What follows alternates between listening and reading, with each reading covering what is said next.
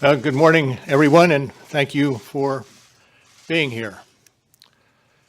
2 years ago, the acting Attorney General asked me to serve as special counsel, and he created the special counsel's office.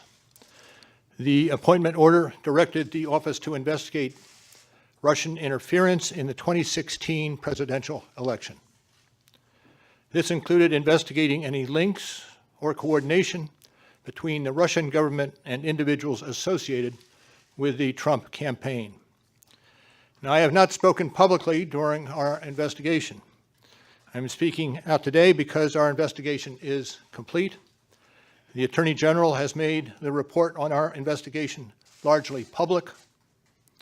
We are formally closing the special counsel's office, and as well, I'm resigning from the Department of Justice to return to private life. I'll make a few remarks about the results of our work. But beyond these few remarks, it is important that the office's written work speak for itself. Let me begin where the appointment order begins, and that is interference in the 2016 presidential election. As alleged by the grand jury in an indictment, Russian intelligence officers who were part of the Russian military launched a concerted attack on our political system. The indictment alleges that they used sophisticated cyber techniques to hack into computers and networks used by the Clinton campaign. They stole private information and then released that information through fake online identities and through the organization WikiLeaks. The releases were designed and timed to interfere with our election and to damage a presidential candidate. And at the same time, as the grand jury alleged in a separate indictment, a private Russian entity engaged in a social media operation where Russian citizens posed as Americans in order to influence an election.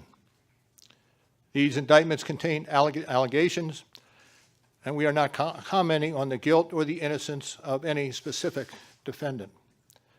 Every defendant is presumed innocent unless and until proven guilty.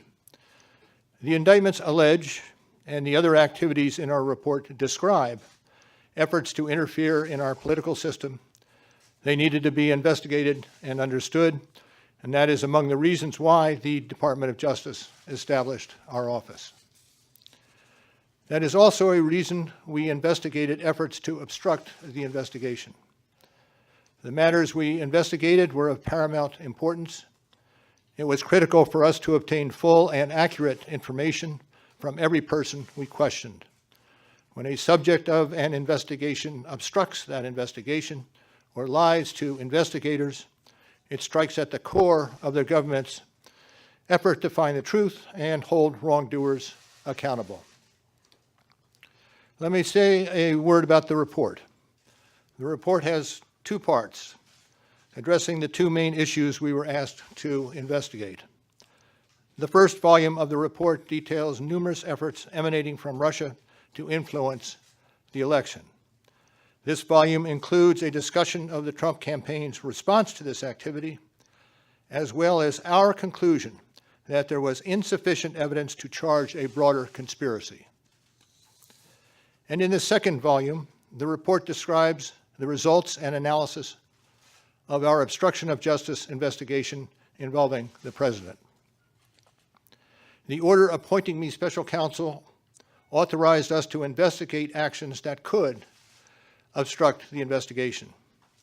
And we conducted that investigation, and we kept the office of the acting Attorney General apprised of the progress of our work.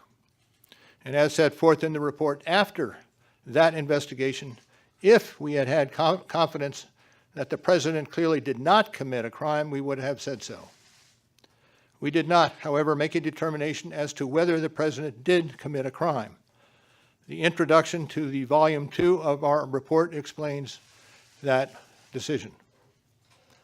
It explains that under long-standing department policy, a president cannot be charged with a federal crime while he is in office. That is unconstitutional. Even if the charge is kept under seal and hidden from public view, that too is prohibited. The special counsel's office is part of the Department of Justice, and by regulation, it was bound by that department policy. Charging the president with a crime was therefore not an option we could consider. The department's written opinion explaining the policy makes several important points that further informed our handling of the obstruction investigation. Those points are summarized in our report, and I will describe two of them for you. First, the opinion explicitly permits the investigation of a sitting president because it is important to preserve evidence while memories are fresh and documents available. Among other things, that evidence could be used if there were co-conspirators who could be charged now. And second, the opinion says that the Constitution requires a process other than the criminal justice system to formally accuse a sitting president of wrongdoing. And beyond department policy, we were guided by principles of fairness. It would be unfair to potentially accuse somebody of a crime when there can be no court resolution of the actual charge. So that was Justice Department policy.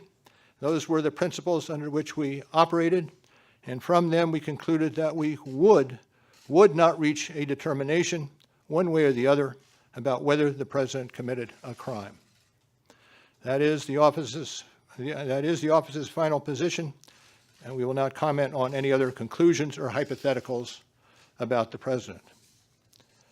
We conducted an independent criminal investigation and reported the results to the Attorney General, as required by department regulations. The Attorney General then concluded that it was appropriate to provide our report to Congress and to the American people. At one point in time, I requested that certain portions of the report be released. The Attorney General preferred to make the entire report public all at once, and we appreciate that the Attorney General made the report largely public, and I certainly do not question the Attorney General's good faith in that decision. Now, I hope and expect this to be the only time that I will speak to you in this manner. I am making that decision myself. No one has told me whether I can or should testify or speak further about this matter. There has been discussion about an appearance before Congress. Any testimony from this office would not go beyond our report. It contains our findings and analysis and the reasons for the decisions we made. We chose those words carefully, and the work speaks for itself. And the report is my testimony. I would not provide information beyond that which is already public in any appearance before Congress. In addition, access to our underlying work product is being decided in a process that does not involve our office. So beyond what I've said here today and what is contained in our written work, I do not believe it is appropriate for me to speak further about the investigation or to comment on the actions of the Justice Department or Congress. And it's for that reason I will not be taking questions today as well. Now, before I step away, I want to thank the attorneys, the FBI agents, the analysts, the professional staff who helped us conduct this investigation in a fair and independent manner. These individuals, who spent nearly 2 years with the special counsel's office, were of the highest integrity. And I will close by reiterating the central allegation of our indictments, that there were multiple, systematic efforts to interfere in our election. And that allegation deserves the attention of every American. Thank you. Thank you for being here today. Sir, if you're subpoenaed, will you be here full time? No question.